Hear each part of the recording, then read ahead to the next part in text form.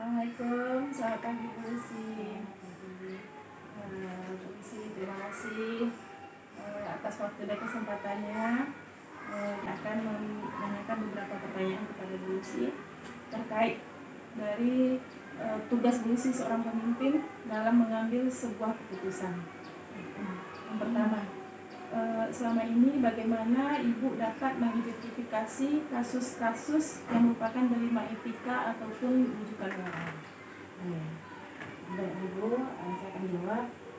Cara saya mengidentifikasi kasus-kasus yang merupakan dilema etika, yaitu dengan rujukan moral, yakni dengan melihat kasus tersebut. Jika rujukan moral berarti kasus tersebut mengandung unsur rujukan.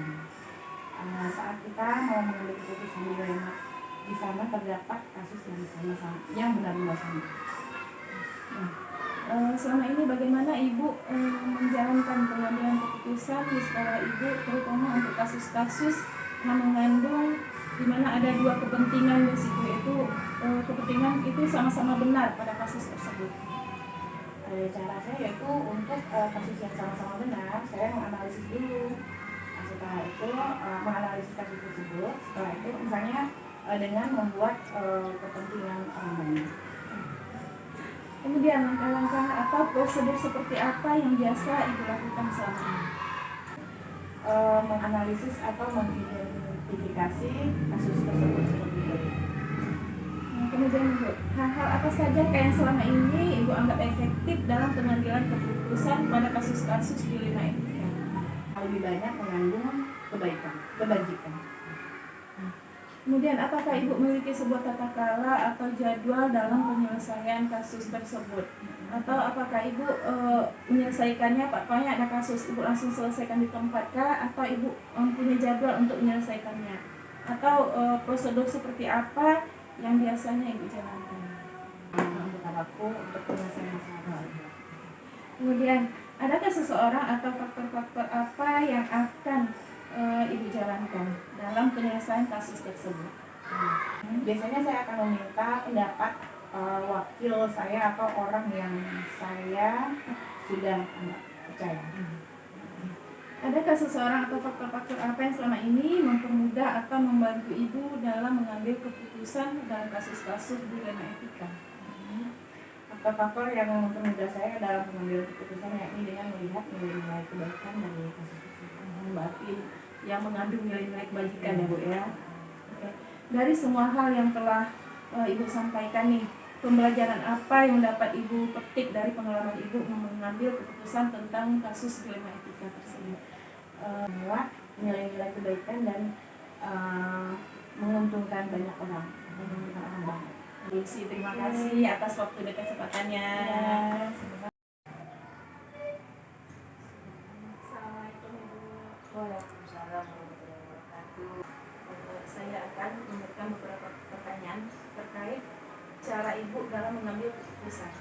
Ibu, selama ini bagaimana Ibu dapat mengidentifikasi kasus-kasus yang merupakan dilema etika atau rujukan moral?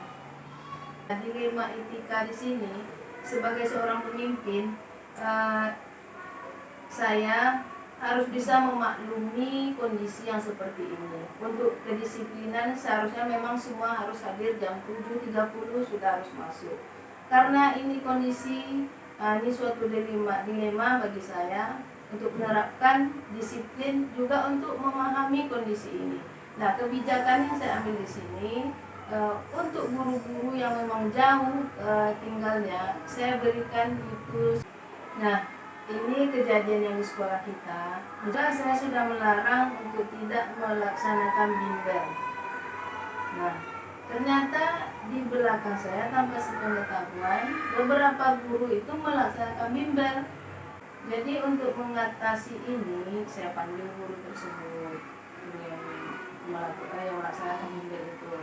Setelah saya tanya kenapa melaksanakan bimbel tanpa pengetahuan kepala sekolah, nah mereka nangis-nangis, minta maaf, mereka menangis, menyesal. Nah kemudiannya diadakanlah rapat, kita buat keputusan bersama. Selama ini bagaimana Ibu menjalankan pengambilan keputusan di sekolah, terutama untuk kasus-kasus di mana dua kepentingan yang sama-sama benar atau sama-sama mengandung nilai kebajikan.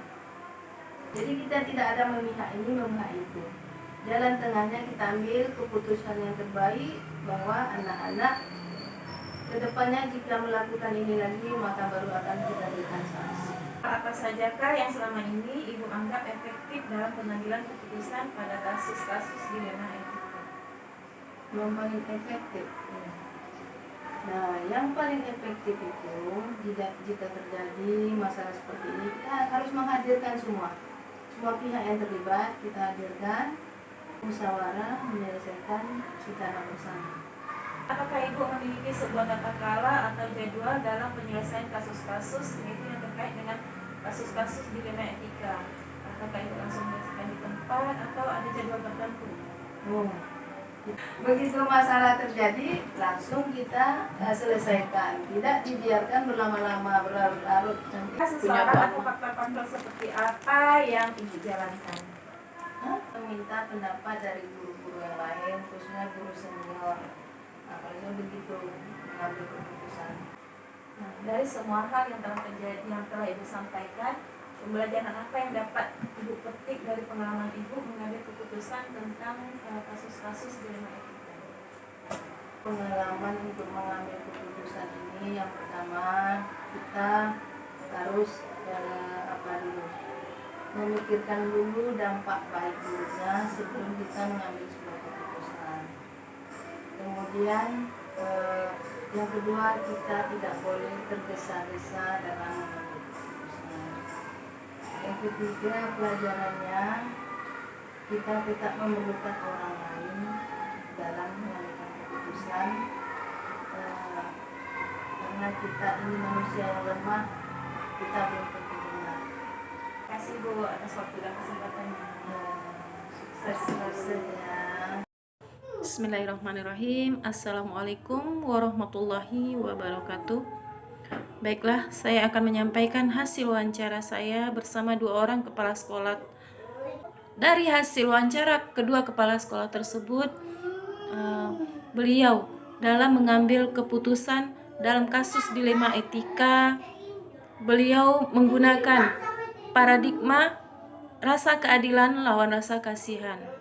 Kemudian prinsip yang mereka ambil yaitu prinsip berpikir berbasis peraturan, di mana kasus dilema etika yang dihadapi oleh kepala sekolah tersebut keadilan lawan rasa kasihan, di mana di satu sisi dia harus menegakkan keadilan, di sisi lain dia harus kasihan terhadap guru-gurunya yang berada jauh tempat tinggalnya dari sekolah tersebut.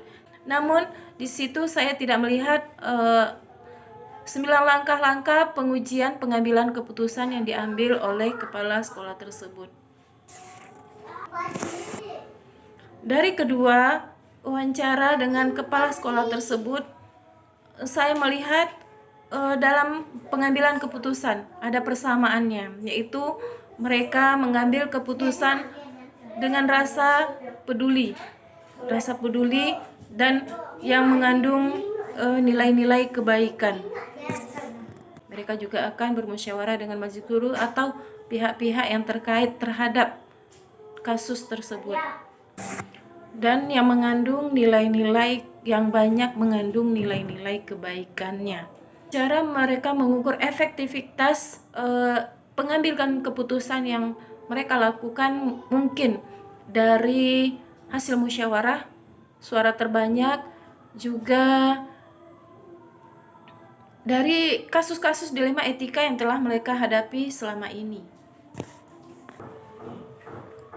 Nah, jika saya sendiri mengalami kasus dilema etika, maka saya akan menerapkan pengambilan keputusan berbasis nilai-nilai kebajikan seorang pemimpin yang telah saya pelajari di modul ini. Jika saya mengalami kasus dilema etika terkait dengan murid-murid saya, mungkin juga dengan rekan sejawat, guru-guru yang lain, atau di lingkungan tempat tinggal saya, maka saya akan menyelesaikannya dengan cara pengambilan keputusan yang berbasis nilai-nilai kebajikan. Tentunya dengan menerapkan 4 paradigma pengambilan keputusan Yaitu yang pertama, individu lawan kelompok, rasa keadilan lawan rasa kasihan, kebenaran lawan kesetiaan. Kemudian yang keempat yaitu jangka pendek lawan jangka panjang. Nah, saya juga akan menerapkan 3 prinsip pengambilan keputusan. Yang pertama yaitu berpikir berbasis hasil akhir. Yang kedua, berpikir berbasis peraturan. Dan yang ketiga, berpikir berbasis rasa peduli. Kemudian saya juga akan melakukan pengujian terhadap keputusan yang telah saya ambil, yaitu dengan 9 langkah-langkah konsep pengujian pengambilan keputusan yang telah saya ambil. Yaitu dengan 9 langkah-langkah tersebut saya akan mengetahui keputusan saya yang telah saya ambil itu telah tepat atau masih perlu saya revisi lagi atau refleksi lagi. Nah, dan yang tidak kalah pentingnya yaitu saya juga akan menerapkan dasar pengambilan keputusan, yaitu yang pertama, keputusan yang berpihak pada murid. Ya, sebagai kita sebagai seorang pemimpin pembelajaran, tentunya kita harus mengambil keputusan yang berpihak kepada murid. Kemudian yang mengandung nilai-nilai kebaikan, yaitu nilai-nilai kebaikan universal. Kemudian saya juga akan bertanggung jawab terhadap keputusan yang telah saya ambil tersebut. Demikianlah hasil refleksi saya terhadap wawancara 2 orang kepala sekolah. Nah, saya pernah mendengar kata-kata bijak, yaitu tidak ada keputusan yang bisa memuaskan semua pihak. Nah, sebagai pengambilan keputusan, kita harus bijak mana yang harus kita nomor satukan. Sekian dari saya. Terima kasih. Mohon maaf atas segala kekurangan.